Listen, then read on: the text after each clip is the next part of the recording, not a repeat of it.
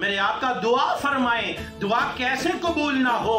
میرے آقا کی دعا قبول ہو جاتی ہے اور فاروق اعظم حضور کی چوکھٹ پہ آ کے ایمان کی دولت سے مالا مال ہو جاتا۔ اللہ تعالیٰ کا تمام صحابہ کرام کے ساتھ جنت کا وعدہ ہے، لیکن صحابہ کرام میں درجہ بندی ہے۔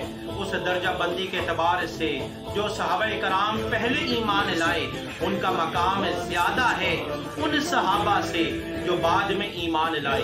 عام صحابہ سے اصحاب بدر کا مقام زیادہ ہے، پھر ان 10 صحابہ کرام کا مقام زیادہ ہے جن کا نام لے کر میرے آقا نے دنیا ہی میں انہیں جنت کی خوشخبری سنا دی۔ ابو بکر تم جنتی ہو، عمر تم جنتی ہو، عثمان تم جنتی ہو، علی تم جنتی ہو۔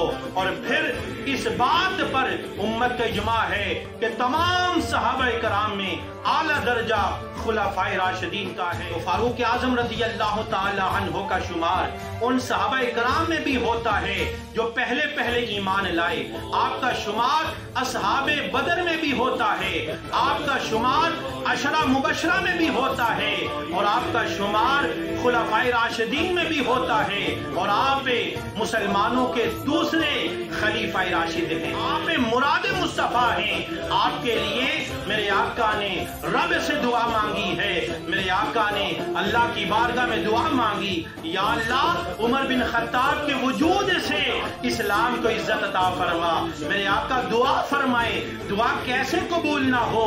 میرے آقا کی دعا قبول ہو جاتی ہے اور فاروق اعظم حضور کی چوکھٹ پہ آ کے ایمان کی دولت سے مالا مال ہو جاتے ہیں۔